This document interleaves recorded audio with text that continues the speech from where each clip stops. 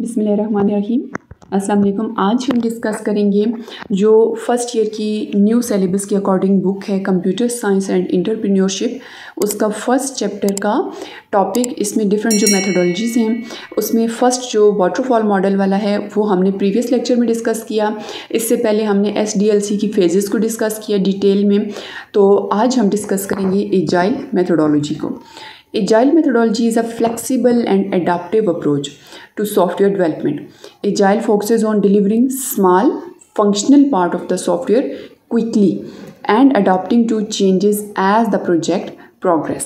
Agile methodology में basically क्या होता है, एक तो ये एक फ्लेक्सिबल अप्रोच है, एडॉप्टिव अप्रोच है सॉफ्टवेयर को डेवलप करने के लिए। और इसमें बेसिकली क्या होता है, फोकस किया जाता है delivering small functional parts of the software quickly. यानी जो सॉफ्टवेयर होता है बेसिकली उसको लाइक पार्ट्स में या मॉड्यूल्स में डिवाइड किया जाता है और पार्ट्स को क्विकली जो होता है वो तैयार किया जाता है, उसको फंक्शनल पार्ट्स में जो है वो कन्वर्ट किया जाता है और यूज़र को जो है वो अप्रूवल के लिए वो टाइम टू टाइम जो होती हैं वो चीज़ें डिलीवर की जाती हैं। Adopting to changes as the project progress, जैसे जैसे फिर प्रोजेक्ट प्रोग्रेस करता है यूज़र अपना फीडबैक देता है और फिर उसमें जो है वो चेंजेस मज़ीद लाई जाती हैं। जो नेक्स्ट उसकी जो वर्जन जो नेक्स्ट उसका जो पार्ट जिस पे काम किया जाता है उसमें जो प्रीवियस में फ्लॉज रह जाते हैं उस चीज़ को इम्प्रूव करके जो प्रोजेक्ट की प्रोग्रेस होती है उसमें चेंजिंग्स को अकोमोडेट किया जाता है। The main idea is to work in short cycles called iterations or sprints, which help team deliver parts of the software rapidly and gather feedback early as shown in the figure.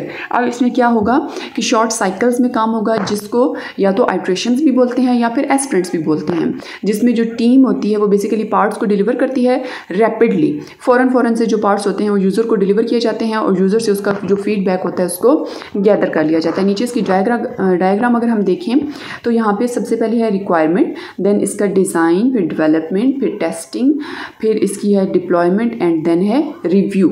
अब इसमें maintenance phase नहीं है, इसमें review phase है। तो इस तरह जो होता है वो डिफरेंट पार्ट्स पे क्विकली काम किया जाता है और क्विकली जो है वो यूज़र से फीडबैक कलेक्ट कर लिया जाता है।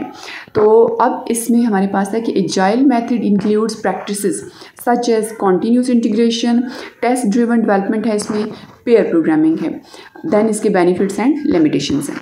तो अगर हम इसकी कॉन्टीन्यूस इंटीग्रेशन देखें, regularly merging code changes into a central repository to detect and fix issues early।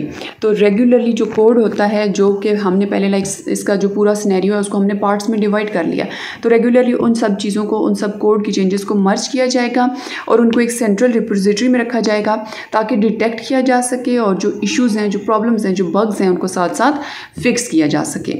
Then आता है जी टेस्ट ड्रिवन डेवलपमेंट है, writing test before writing the code.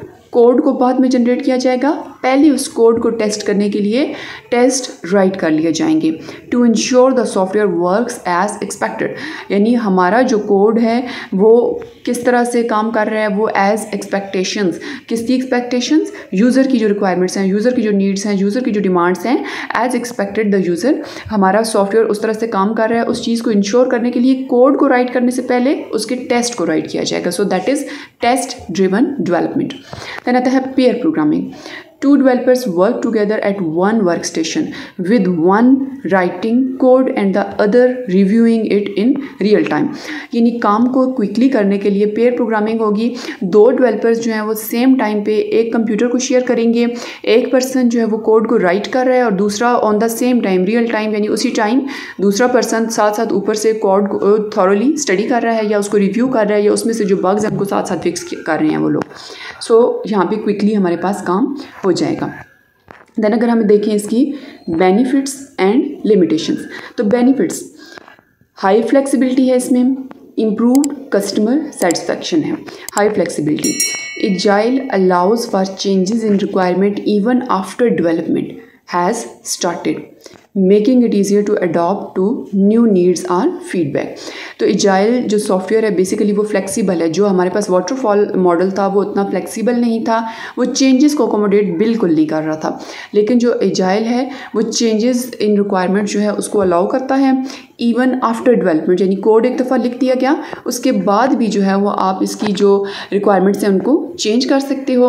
Making it easier to adopt to new needs or feedback, यानी user जैसे जैसे review देगा, user जैसे जैसे फीडबैक देगा या यूज़र जैसे जैसे उस सॉफ्टवेयर को अंडरस्टैंड करता जाएगा वो उसमें अपनी डिमांड्स को चेंज करता जाएगा। So that is high flexibility feature. Second one is improved customer satisfaction. Regular updates and frequent delivery of working software mean that customer can see progress and provide feedback more often. Regular updates इसमें आएंगी and frequent जो delivery होगी working software means that the customer can see progress. Basically क्या होगा कि software को एक तो पार्ट्स में डिवाइड किया जाएगा और साथ साथ उसकी अपडेट्स आती रहेंगी, साथ साथ डिफरेंट पार्ट्स पे काम हो रहा होगा और साथ साथ frequent delivery of working software. तो कस्टमर को जो है वो साथ साथ प्रोग्रेस भी नज़र आ रही होगी कि प्रीवियस इतना काम हो चुका है और अब अगले फीचर पे काम हो रहा है। सो वो साथ साथ जो फीडबैक जो होगा वो ज़्यादा प्रोवाइड करता रहेगा, प्रोवाइड फीडबैक मोर ऑफन। तो कस्टमर जो है वो सेटिस्फाई भी रहेगा और साथ साथ वो अपना फीडबैक भी देता रहेगा और इस तरह जो रिस्क फैक्टर्स हैं वो रिड्यूस हो जाएंगे। लिमिटेशंस अगर हम इसकी देखें तो स्केलिंग चैलेंजेस पहला इसका आ जाता है। Managing large projects with many teams can be difficult as it require careful coordination and communication. अगर एक टीम में बहुत ज़्यादा पर्सनस इन्वॉल्व हो जाते हैं तो फिर उनका आपस में वो कैसे कोऑर्डिनेट कर रहे हैं, वो कैसे कम्युनिकेट कर रहे हैं, ये चीज़ें भी मैटर करती हैं। तो इस तरह के चैलेंजिंग आ सकते हैं वहाँ पे। देन आता है जी stakeholder involvement. Agile require active participation from all stakeholders which can be challenging if some are unavailable or not fully engaged. यानी जितने भी पर्सनस उसमें इन्वॉल्व हैं, जितने भी स्टेक होल्डर्स एंड यूज़र्स उसमें इन्वॉल्व हैं, उन सब की एक्टिव पार्टिसिपेशन चाहिए। क्यों? क्योंकि इसमें डिफरेंट पार्ट्स जब डिलीवर हो रहे होते हैं तो साथ साथ फीडबैक जो होता है वो रिक्वायर्ड होता है। सो सारे जो स्टेक होल्डर्स हैं उनको एक्टिव रखना जो है ये चैलेंजिंग हो सकता है। अगर उनमें से कोई एक टाइम पे अवेलेबल नहीं है या फुली एंगेज नहीं है तो हमारे पास यहाँ पे इशू क्रिएट हो सकता है। नेक्स्ट इसका आता है जी लेस प्रेडिक्टेबल।